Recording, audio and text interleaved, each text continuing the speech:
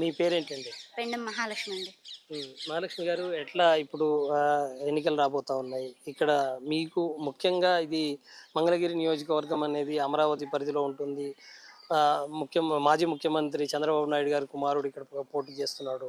వైఎస్ఆర్సీపీ నుంచి లావణ్య గారు కంటే చేస్తున్నారు. ఎట్లా ఉంటుంది ఇవన్నీ చూస్తూ ఉంటాం?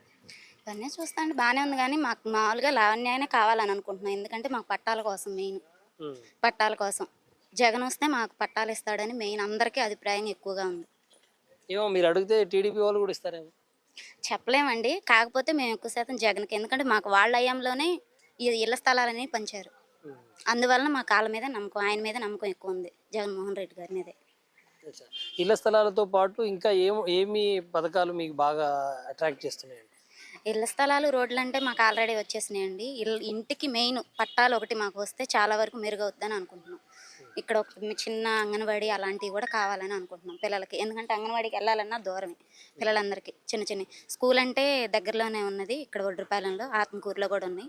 ఇంగ్లీష్ మీడియం వచ్చినాక కూడా బాగుంది మా పిల్లలకి.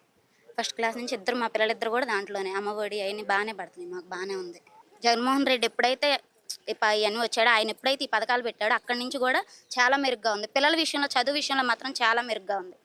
నెల కంపల్సరీగా పేరెంట్స్ మీటింగ్ పెడుతున్నారు. స్కూల్లో పిల్లలకి ఫుడ్ కానీ అన్నీ బాగుంటున్నాయి, చాలా బాగుంది.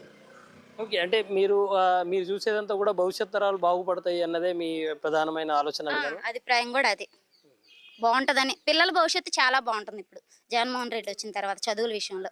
అంతకుముందు మేము చదివిన విషయంలో అయితే అసలు అంతకుముందు అలాంటివన్నీ ఏమీ లేవు. కనీసం మంచినీళ్ళకి కూడా అంత దూరం వెళ్ళి, ఆవిడ దూరం వెళ్ళి ట్యాంకీ కాడికి వెళ్ళి పట్టుకొచ్చుకునే వాళ్ళం బాటిల్తో మేము చదువుకున్నాం. ఇప్పుడు మినరల్ వాటర్ అన్నీ, ఏట్ల కాట్లి కూలింగ్ వాటర్ అన్నీ పెట్టారు స్కూల్లో, చాలా బాగుంది.